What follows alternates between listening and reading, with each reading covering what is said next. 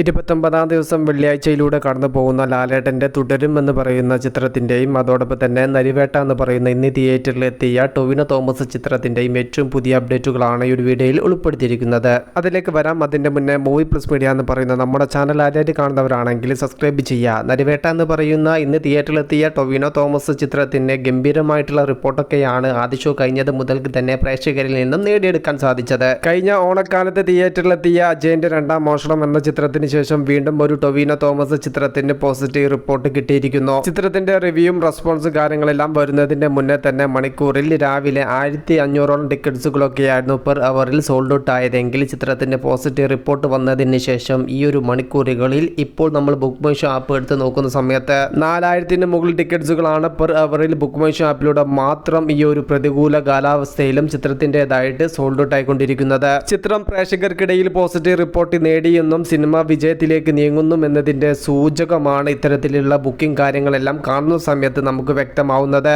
ഒരു true സ്റ്റോറിയെ ആധാരമാക്കിയാണ് cinema ഒരുക്കിയിട്ടുള്ളത്.